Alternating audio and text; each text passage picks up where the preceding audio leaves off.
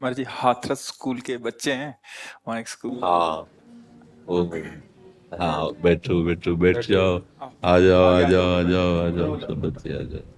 लाला, बैठ जाओ, आ आ जाओ, जाओ, आगे आ सब जाओ। बच्चे बैठ जाओ।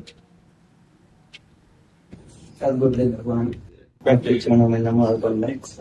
ये साथ नहीं हो पा रहा है कृष्ण जी की कृपा और आपके आशीर्वाद से बच्चे आपका सानिध्य प्राप्त कर रहे हैं। सदगुरुदेव भगवान बहुत बहुत कृपा। सारे बच्चे आने के लिए मुझसे लड़ रहे थे, झगड़ रहे थे, लेकिन क्योंकि व्यवस्था नहीं बन पा रही थी जी इसलिए एक साथ नहीं आ सकते थे। जी जी इसलिए हमने एक शर्त रखी इनके सामने जी कि सदगुरुदेव भगवान के ऊपर आपको निबंध लिखना है। जी जी सब बच्चों ने निबंध लिखा सदगुरुदेव भगवान, और जो बच्चे सही लिख पाए जी जी। उनको आपका आशीर्वाद दिलाने के लिए लाया हूँ। नहीं, जो सही नहीं लिख पाए हैं उनको भी हमारा आशीर्वाद रहेगा। हाँ, कि वो भी आगे बढ़े, सही लिखवा। हाँ, बहुत सुंदर। जी बाकी इनका लगभग सबने प्रश्न भी रखे थे अपने के सदगुरुदेव भगवान से जाके हम अपने अपने प्रश्न रखेंगे। जी इनमें ज्यादातर का प्रश्न ये था सदगुरुदेव भगवान जी कि कैसे आखिर हम अच्छी पढ़ाई करते हुए अपने मार्ग को, अपनी मंजिल को प्राप्त कर सकते हैं, जी। इधर उधर हमारा ध्यान न भटके, और हाँ कैसे हम श्री जी के चरणों में अपने ध्यान को लगा सकते हैं। हाँ ऐसा इनका हाँ। प्रश्न था हम गुरुदेव। प्रारंभ इस बात से करते हैं कि आप जब प्रातः कालीन उठें तो पहले उठने का नियम लें कि सूर्योदय के 1 घंटा पहले हम उठेंगे। देखो, हमारी प्रार्थना मानना, सूर्य उदय के 1 घंटा पहले। हम ये नहीं कहते कि जैसे हम लोग उठते हैं वैसे नहीं। आप बच्चे हो तो इस समय सूर्य उदय कई बजे होता है? लगभग 6 बजे, साढ़े छ, 6 बजे। छः। आप 5 बजे उठ जाइए और उठ करके सबसे पहला कार्य कीजिए, पृथ्वी के चरण स्पर्श कीजिए, भूमि के चरण स्पर्श कीजिए। और फिर आप जिस आसन पर बैठे हैं, देखो ध्यान से हमारी तरफ सुनना, जिस आसन पे बैठे हैं, जिस पे शयन किए थे, जिस सैया पर सोए थे, पृथ्वी को प्रणाम करने के बाद उसी सैया में 5 मिनट केवल बैठ जाइए। और 5 मिनट बैठकर 5 संतों का नाम ले लीजिए। आपको कोई याद है 5 संतों के नाम? अगर ना याद हो तो याद कर लेना। किसी भी पांच, जितने भी संत भगवान हैं हमारे, जैसे आचार्य रूप में, जैसे हम लोग, श्री स्वामी हरिदास जी की जय, हरिवंश महाप्रभु की जय, हरिराम व्यास जी की जय, नागरीदास जी की जय, श्री ध्रुवदास जी की जय। पांच पांच संतों के नाम याद कर लीजिए। वो 5 संतों के नाम, ये जीवन आपका देखना कैसा उन्नतिशील होगा। हरि को निज यस्ते अधिक भक्तन यस पर प्यार ताते ये भगवान नाम से भी बढ़कर प्रभावशाली भगवान के जो भक्तों के नाम। इसके बाद नीचे उतरिए और पहले जो अपने माता पिता, अगर वो शयन कर रहे हैं तो कोई बात नहीं है, अगर वो शयन नहीं कर रहे हैं तो पहले जाकर माथा रखकर उनको प्रणाम कीजिए। उनके अगर हमारी बात मानोगे तो देख लेना तुम्हारा जीवन कैसा बनेगा। इसके बाद आधा लीटर या 1.25 लीटर, जितना आप जल पी सकते हैं, उस जल को आप हल्का सा गर्म करवाइए अपने माता पिता से, जो भी आपकी सेवा में हो, या अगर आप स्वयं कर सकते हो तो स्वयं हल्का सा। अगर 500 ग्राम पी जाए तो और अच्छी बात है, और इससे ज्यादा पी जाए तो अच्छी बात है। वज्रासन में बैठना आता है? वज्रासन जानते हो आप लोग? कैसे, हमें बैठ के दिखाओ। नहीं, ये पद्मासन है। देखो वज्रासन। वज्रासन, वो देखो बैठ रहे हैं। ये दोनों पैरों को ऐसे करके। इसमें, इससे बैठकर जल पिया जाए।